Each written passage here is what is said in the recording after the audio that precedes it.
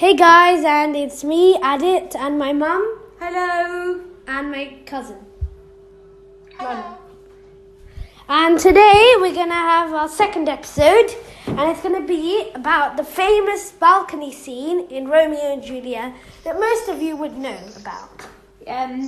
So to set the scene, Romeo and Juliet belong to different the families in Verona, right? And where they are fighting Montagues and Capulets, right? Okay, so Romeo has seen Juliet and has fallen in love.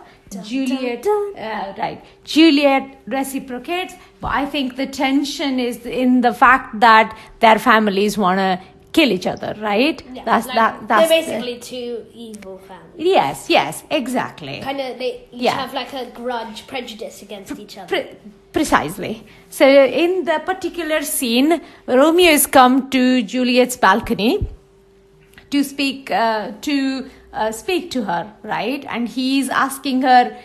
I guess he's saying sort of that, your face is prettier than the moon, and all the things that lovers say. Yeah, and also this particular scene is very popular nowadays. Yeah. And you can just go to you can actually go to Verona and there'll be actors who act it out. Yeah. And tourists paid loads of money. Yeah. Like lots of money. Yeah. To see them act it out. The words are beautiful. They're a little bit hard to understand, but I think that's Shakespeare for you. Yeah. But the ending of it, where Juliet speaks to Romeo and she says to him, it doesn't matter. So we will come to that. So the way we are going to do this slightly differently today, where Adit says Romeo's lines and Lona is going to say Juliet's lines. We see how it works, okay? Adit, brilliant. Okay, so the scene is Capulet's orchard. So Romeo's just gone like evented. Yeah. Okay, I'll start now. This is me, Romeo. He jests at scars that never felt a wound. Julia appears above at a window. But soft, what light through yonder window breaks? It is the east, and Julia is the sun. Arise, fair sun, and kill the envious moon, who's already sick and pale with grief, bit prejudiced to the moon, that thou, her maid, art far more fair than she, but not her maid, since she is envious. Be not her maid. Thanks for the correction. Her vestal livery. What's a vestal? The clothes. So he's describing. We're just stopping here. I think sun is going, moon is coming. I apologize, it's the wrong way around. Moon is going, so day is breaking, right? So Romeo is saying to Juliet, that comes so the moon can go. Your face is like the sun that makes the moon pale and green with envy. Carry on. Is but sick and green, and none but fools do wear it. Cast it off. It is my lady, oh, it is my love. Oh, that she knew she were. She speaks, and yet she says nothing. What of that? Her eyes discourses. I will answer it. I am too bold. 'Tis not to me she speaks. Two of the fairest stars in all the heaven, having some business, do entreat her eyes to twinkle in their spheres till they return. What if her eyes were there, they in her head? The brightness of her cheek would shame those stars, as daylight doth a lamp. Her eyes in heaven would throw the airy region stream so bright that birds would sing and think it were not if it were not night. See how she leans her cheek upon her hand. Oh, that I were a glove upon that hand. Kind of weird. That I might touch her cheeks. I, me. That was Lona's line. And before we carry on, just gonna say again, if you want to know, this is Act 2, Scene 2, and subscribe. That's just a daily thing. All right. To say. Okay. So, Thanks. Juliet, go. Yes. Juliet's now. Okay, you go. speaks. Then Adit, your bit. Yeah. She speaks. Oh, speak again, bright angel, for thou art as glorious to this night, being o'er my head. As is a winged message of heaven, unto the wide upturned wondering eyes of mortals that fall back to gaze on him, when he bestrides the lazy pacing clouds and sails upon the bosom of the air. Juliet. Oh, Romeo, Romeo, wherefore art thou, Romeo? Deny thy father and refuse thy name, or if thou wilt not, be but sworn my love, and I'll no longer be a Capulet. Yeah. Aside. So, what does that So mean? it means that he's not talking to Juliet anymore. He's saying to almost the Self. audience now. Yeah. So, like, hello, audience, yeah. Shall I hear more, or shall I speak at this? Juliet. 'Tis but thy name that is my enemy. Thou art thyself, though not a Montague. What's Montague? Montague. It's the other family. Montague. Is that really how you say? Okay. Yeah. That's What's beautiful. Montague? Yeah. It is nor hand, nor foot, nor arm, nor face, nor any other part belonging to a man. Or be some other name. What's in a name? That's that which we call a rose by any other name would smell as sweet. So Romeo would, were he not Romeo called, retain that dear perfection which he owes without that title. Romeo doth thy name, and for that name which is no part of thee take all myself. Oh, Dun, dun, that's dun. beautiful. That's beautiful. Okay, this is where we stop reading the passage now. But it's good, yeah. It's very good. We're discussing now. Yes. I think that the first part is mostly sort of them talking about, mostly Romeo talking about how much he loves Juliet's hands, her feet, her eyes. So the general point is he likes Juliet. He loves Juliet. He's expressing it in like 10,000 words. So Yes, That's beautifully. 10,000 words why beautifully. every single? It's kind of weird. Every single time Shakespeare has to make it that everyone expresses their feelings in like they say a whole speech to say, I don't know, let's go shopping. Yeah. Wherefore thou art lemons. Wherefore thou art oranges. Stop it, Adit. Wherefore thou art trolley. We need to go to the shop. But isn't it beautiful? The bit where I really like the way where Juliet says at the end. What do you think of Juliet's speech, Lona? I would say, well, after Romeo says all the romantic stuff at the beginning specifically, I wasn't able to understand why she said "I me." I think, did he call her? She was surprised No, that's a good point. because she said that, and then he just continued speaking. So I was thinking why she never said that. That's interesting. I think, you know why she said that? I think she's sort of... That I might touch that cheek.